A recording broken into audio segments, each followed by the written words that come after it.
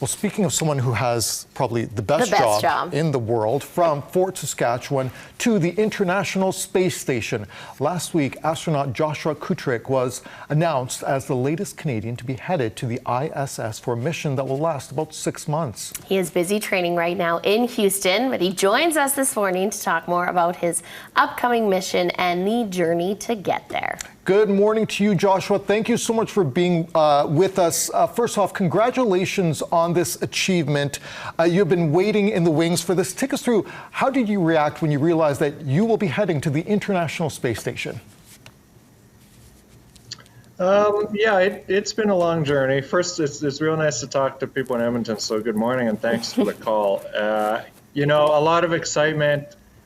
I've trained a long time for this. I was hired actually by CSA in 2017, but I've dreamt of going to space my whole life. So really happy, feel very grateful for everyone who's helped us get this far in Canada, and a lot of Canadian pride as well. I still like to emphasize that it's unique for a country like Canada to be involved in missions like this, but it's not a coincidence. It's because of some of the things we do here, and I'm just so grateful to have the opportunity to do it. Well, we love to say that a Canadian astronaut is going to the ISS. Tell us about your mission and what you're looking forward to the most. So it's a 6-month long duration mission, they call it. We'll launch from Florida in September. There's 4 of us going. And basically, we're going to travel to the International Space Station, sort of take it over as the in-house crew. And our job is going to have 2 main components for 6 months. One is to run and operate the space station. It's a very complex machine, maybe the most complicated machine humans have ever made. So there's a lot that goes into that, to keeping it running and repairing it and fixing everything inside and outside. But the second part of our job is to do the science. We do science on the ISS that we can't do on Earth. Some of it's related to space flight, a lot of it's related to medicine, healthcare, those sorts of applications. But our job there, when we're not fixing the station, is to do science on behalf of researchers from Canada and also all over the world. Shout out to science. Joshua, you alluded to the fact that, you are talking, via this interview to people back home that you know. So you were born in Fort Saskatchewan, grew up on a farm in the area. How does someone like you, go from Fort Saskatchewan to the International Space Station? I don't know. There's a lot of hard work involved. There's a lot of luck involved. I think basically, at the most basic level, you have to set high visions. You have to dream big, and you have to have a lot of people around you to help you get there. And I've been very lucky throughout life to have both of those: big dreams and awesome people working around me, surrounding me, helping me. I think it's kind of the same for Canada as well. When it comes to space, been a bit different than other countries that are our size, I would say. We've never been scared to have big dreams, big visions. I mean, we just flew the Artemis 2 mission, but we also have a lot of talent here, talent related to engineering, innovation, science, and that's really why we're invited to participate in these missions. So that's what we're trying to keep going into the future. And I think it's important to know, too, about, being determined and never giving up, because your first application to the CSA was not selected, from what I understand, but you kept trying, and here you are now. So how did you have that motivation, and what is your message to kids on that side of things? I think my message to kids is that it's never too early to find what your passion is. I found mine very early. That's what I'm most grateful for. At 6 years old, I knew I was very passionate about space, exploring and flying. And when you have a passion like that, you can sort of just use it to navigate the trials and tribulations of life. Of course, the path to an opportunity like this, or any other opportunity like this, is never a straight line. It's full of ups and downs, twists and turns. I still feel just so grateful to be here because, yeah, as you correctly said, there have been lots of times where I was sure I was never going to be here. And yes, one of those was in 2009 when I was turned down by the Canadian Space Agency. So I think it's really a matter of having, again, the big dreams, really significant passions in your life that you can follow through the ups, downs, and all the twists and turns. Joshua, I'm wondering if you're contemplative right now. You know, astronauts are the pinnacle of what humans can achieve with our technology when we work together. And, you know, considering the state of the world, you know, we heard from Jeremy Hansen when he came back from Artemis 2. You know, Chris Hadfield talked about, you know, looking at the Earth and everything like that.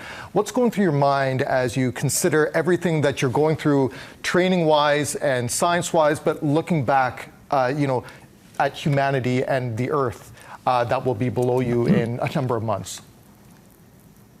Yeah, I'm glad you asked. I hope that resonates with Canadians because it's definitely true. And the true thing I'm talking about is that the effect that space can have on bringing people together, on bringing Canada to the forefront. We like to say in Canada, the world needs more Canada. I think that's especially true right now.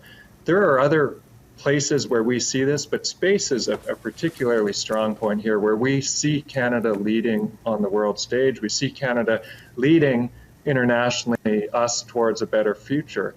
And Artemis 2 was a great manifestation of that. I mean, it accomplished so many things on a technical level, but to my view, one of the most important things it did was all of a sudden, all over the world, you had people talking about the same thing, coming together over the same thing, excited for a future that we can just sort of start to see the glimpse of now, which is humans living and working on the moon. And so for Canada to be a part of that and to provide our leadership to that, it's a really good thing. It's a way that we can help here in Canada in our own jobs, like the one I have, to lead us all towards a brighter future that we should be more excited about.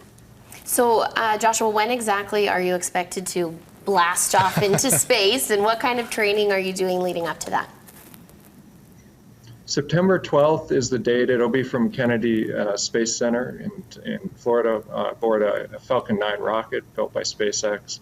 An international crew, 4 of us from different countries, and yeah, it feels like the very final stages of preparation because that's what it is. There's a few months to go, but ultimately,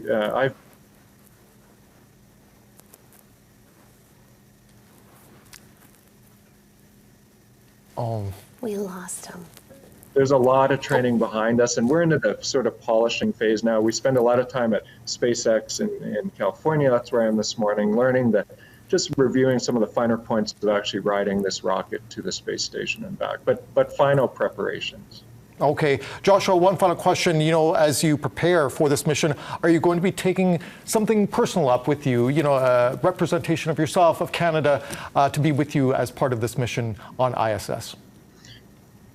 Yeah, many things actually for myself and for other Canadians who in some way or another are connected to our effort at the Canadian Space Agency. So lots of special items from Canada.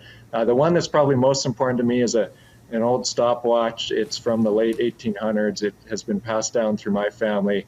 My family came from the Ukraine to Alberta in the very early 1900s. This stopwatch was part of that, and I'm not that distant from that. 4 generations. I think it's just a really neat thing for me to look at that watch and think about how far our family's come in 4 generations, like so many other Canadian families, but also just how much the world has changed and technology. You look at that and you look at the watch I'm wearing now, for example, it's just nuts. So yeah, I think about that. Well, Joshua, we will all be watching and waiting, and you're an inspiration to so many people. Vinesh and I are too old now, but for all the young kids out there, you are definitely inspiring a whole other generation to get into space travel. You're never too old. No. All right, Joshua, live long and prosper. You as well, my friends. Thank you. Thank you.